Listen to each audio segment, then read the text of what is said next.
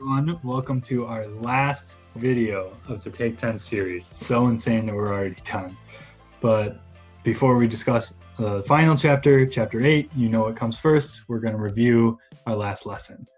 So in chapter 7, part 2, we learned that the good-evil binary is always wrong in real life. And we learned several trading perspectives techniques that don't resort to this good-evil binary, such as valuing other people's perspectives, putting yourself in their shoes, agreeing to disagree or finding a compromise, and apologizing and making things right. We also learned Take 10 principle number 9, people have the power to decide if a place will be a violence-free zone. So now that we've got that out of the way, let's get into our last chapter of the Take 10 curriculum, chapter 8, knowing when to walk away.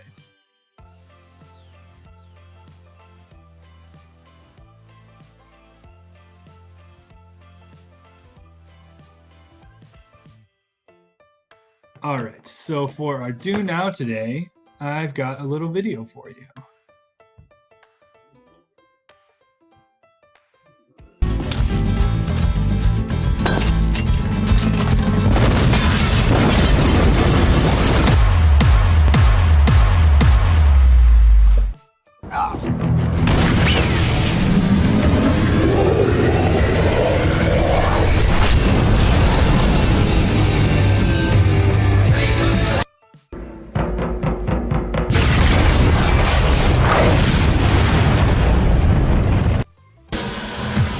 Anara.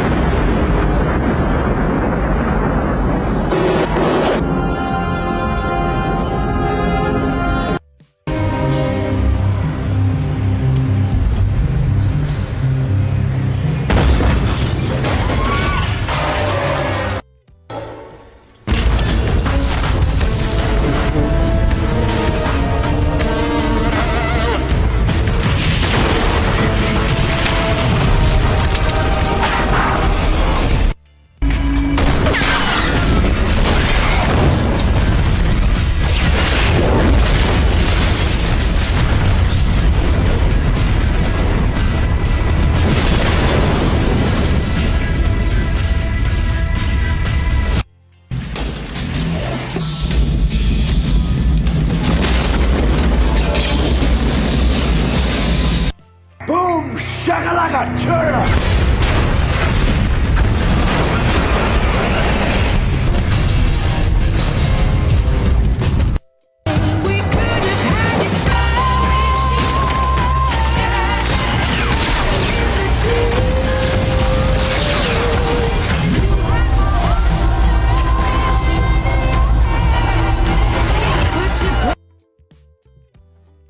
Okay, so now I want you to turn and talk with a partner or reflect on your own, as always, if you're at home, and answer this question. Why is it cool to walk away from an explosion? So I'll give you 1 minute to talk about that. So to answer that question, I want you to think back to what I asked you to do at the end of last lesson. So I asked you to do something nonviolent that makes you feel powerful. And you probably didn't think of walking as powerful, but you probably did other things that made you feel in control. Like this could be something like lifting something really heavy, or doing something that you're really good at, or even yoga can make you feel really powerful. So even when people are doing violent actions, oftentimes they're committing a violent act because they feel like they're losing control of the situation or themselves, and violence is their way of reasserting control. So, for example, say you're playing basketball and the person you're guarding keeps getting away from you, they keep getting around you, and they keep getting past you, and they keep scoring.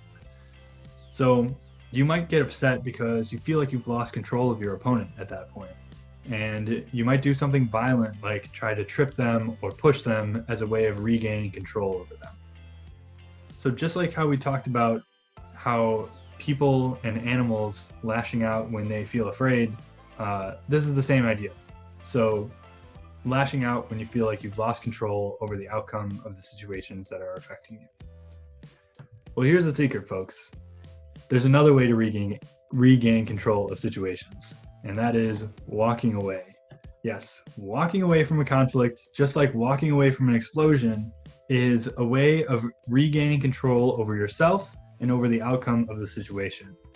That's why it's so cool to walk away from an explosion in a movie, because they look so calm, so unafraid, so in control of themselves and the outcome for them. So while I don't endorse the fact that a lot of them actually started the explosion that they're walking away from, they do show that walking away is a total power move. And that's why we watched that video.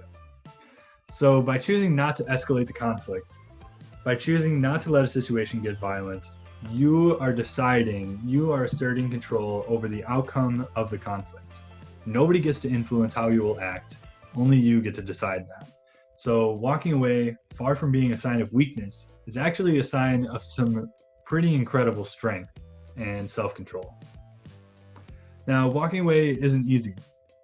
Often when your anger is boiling up or when the person just won't leave you alone, it can be really hard to walk away. But two things can help make that easier, and those are respect and self-esteem. So the first one, respect, is one that you have to give yourself, but also that you have to give others. So by praising people when they walk away and when they resolve conflicts nonviolently, and by creating a community where everyone feels accepted and valued for who they are, then you can increase the likelihood that those people are going to feel comfortable walking away from a situation because they don't feel like they're about to get bullied or made fun of for walking away. And in turn, you'll feel more comfortable doing it yourself. The second one, self-esteem, mainly has to do with knowing who you are and what your goals are.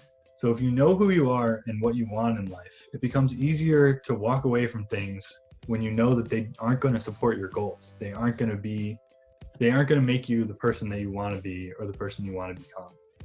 So with all that said, we've arrived at Take 10 principle number 10. There's a connection between respect, personal power, and self-esteem.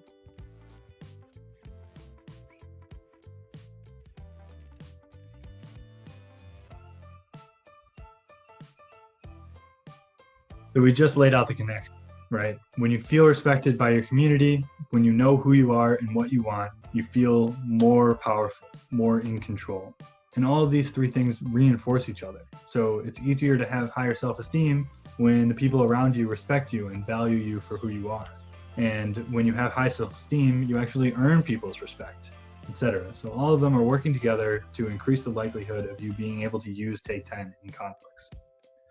So now that we're through with all 10 of the Take 10 principles, I'm going to look back at each of them really quickly. So number 1 is everyone has a right to safe and violence-free zones. And number 2 is that school should be one of those safe, violence-free places. Number 3, disagreements and arguments are normal and to be expected. Number 4, everyone has the right to feel however they feel. However, principle number 5, no one has the right to hurt someone or destroy something because of the way they feel. Number 6, weapons have no place in solving conflicts in school. Number 7, everyone has the right to choose how they will solve problems and express themselves. Number 8, the Take 10 strategies, talk it out, walk it out, wait it out, and knowing when to get help can work in violence-free zones. 9, people have the power to decide if a place is going to be a violence-free zone. And number 10, there's a connection between respect, personal power, and self-esteem. And that's it. That's all of the Take 10 curriculum. We did it. So now I'm going to do a super big review of all the chapters. And if you want to make this part interactive, go ahead and pause the video here and talk through each of the chapters yourself and what you remember from each of them. Or if not, or then you can skip to the end of the video where I give you your challenge. If not, I'll review them all briefly myself right now. So chapter 1, we talked about how conflict is a situation that can have multiple different outcomes, and violence is one of the possible responses that you can have to that situation. Chapter 2, we learned that values are anything we think is important in life. So remember, we talked about what you would bring to a deserted island. And principles are guidelines about right and wrong. So we talked about valuing diversity as one of our principles.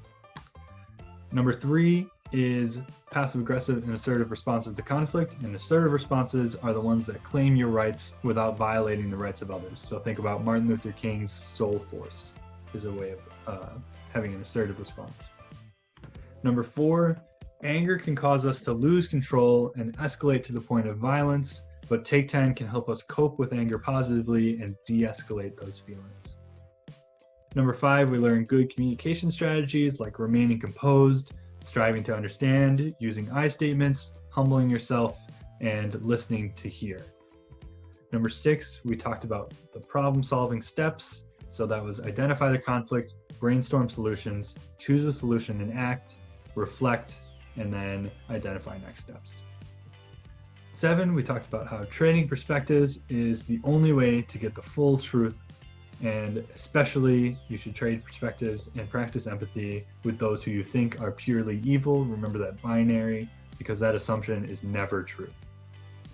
And number 8, walking away is a way of taking back power and control in the situation, and it's a sign of strength, not weakness.